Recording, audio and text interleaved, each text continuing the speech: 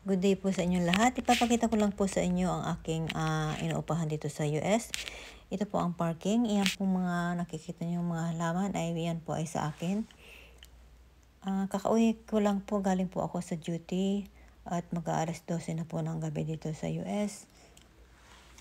Iyan po ang aking entrance. Pinalagyan ko po ng LED lights dahil magki-Christmas na po. Iyan po ang aking door entrance at meron pong maliit na window pero hindi na po nabubuksan yung window. Pasok na po tayo sa loob.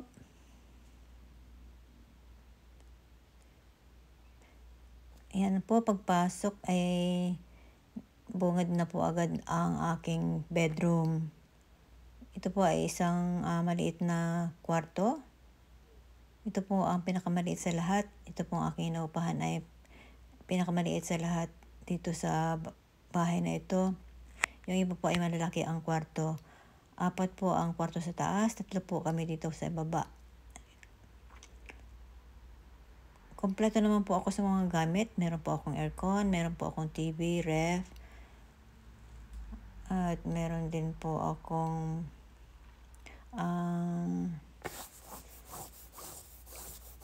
sound system na Bose, home theater na Bose, ang ginagamit ko po dito. Ayan po. Yan po ang aking closet. Sobrang liit po ng kwarto ko dito pero okay lang po dahil ang importante po sa akin ay meron lang akong matulugan, meron akong mapaliguan. Dahil dalawa po ang trabaho ko dito sa US, so mas madalas po ang wala ako dito sa bahay. Minsan 4 na oras lang o 5 oras lang. Ang importante po ay may matulugan lang ako at mapaliguan. Practical lang po ako dito sa US kasi mahal po ang mga paupahan dito, mga 1,200 to 1,500 po yung mga single bedroom na apartment. Ito po ay safe naman. Kahit na po naiwan kong hindi nakalock, wala naman pong nawala. Meron pong sariling parking. At malapit lang po ito sa aking pinapasukan. Yan po ang aking ref. At meron din po akong safety box. Pinaglalagyan ko po ng mga importanteng gamit ko. Ayan po. Okay naman po ito. Kahit naman po maliit ay kasya lang po ako.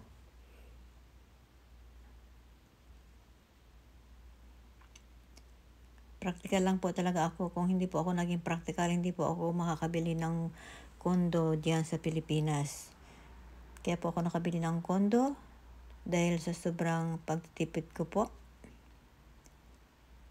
na mag-upa ng mahal na apartment. Pero hindi naman po ako matipid sa ibang bagay kasi po ako ay madalas din po ako mag-casino.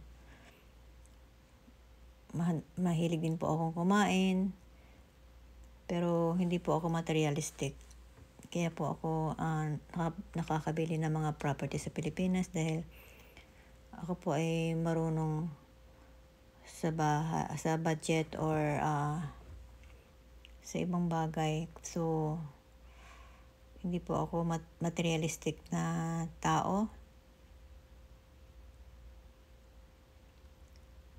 Basta meron lang po akong mga sarili na gamit na importante na kailangan ko, like mga gadget, yan, ginagamit ko sa pag-YouTube,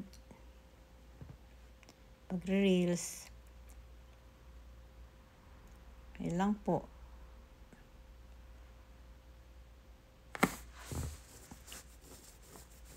Mura lang naman po ang upa ko dito, so okay lang naman po kahit na ganito po kaliit. Okay lang po siya. Ang importante po, malapit po sa aking pinapasukan. So, in 8 minutes, nandito na po ako sa bahay o nasa work na po ako. Yan po ang parking. So, yan po. Dyan po yung mga pusa. Makikita niyo po dyan mga pusa.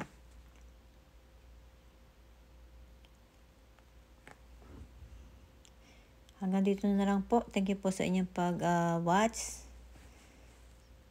Salamat po sa inyong panonood.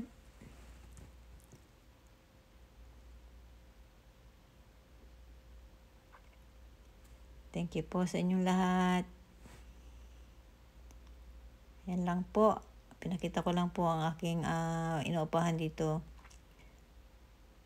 Mahal po ang mga bahay dito, kaya po hindi ko kayang bumili ng bahay dito. Kaya sa Pilipinas po ako nag-i-invest ng mga property.